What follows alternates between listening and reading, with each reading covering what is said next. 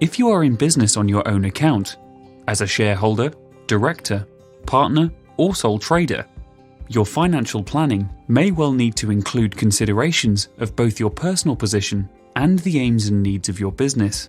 This interaction between the goals and daily needs of the personal and business can influence decisions you take around savings, investments, life assurance, and your retirement planning. It can also impact your tax planning and overall long-term strategy. The way this occurs in reality is affected by your business status. The financial planning for a director may be different to that of a partner, which in turn may be different to that of a sole trader. Likewise, you may have a minority interest in a company or be the controlling shareholder. All of these factors matter. We can look at a few examples to highlight some of the likely areas why financial planning becomes different depending on your situation. For directors in a company, there can be many different ways you can extract money from the company to pay yourself.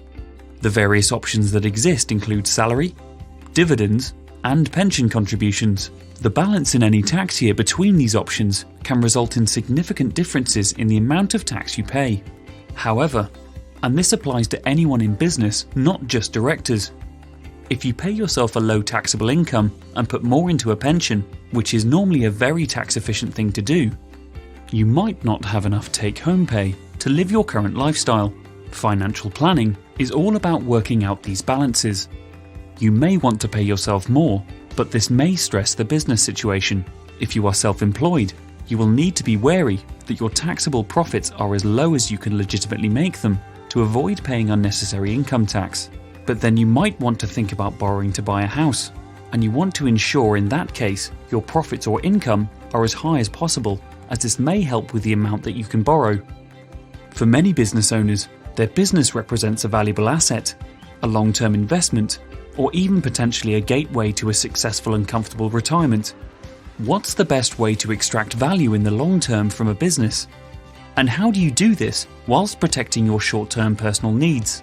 If you are looking at selling your business or handing it on at some stage, you may wish to formulate an exit strategy, which could involve a goal as to when and how much.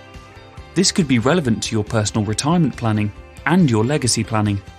You may wish to conduct this exercise using long-term cash forecasts, which look closely at different options at different stages and how these could affect your plans.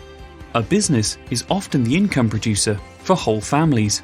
This means individual owners or directors have to consider protecting the business or its value or its key people so that their family does not become disadvantaged if something untoward happens in the business. With all of these examples, the options and variables in the way that you can manage the affairs of your business and your personal finances are considerable. There are many options and many variables. The way to deal with this is to take a financial planning view of both your business and your personal finances in one. Don't isolate one against the other. We are uniquely placed to help you, as we have the expertise and tools to work with you in all of these areas and to support both your business and personal needs and the long-term goals you have for both of them.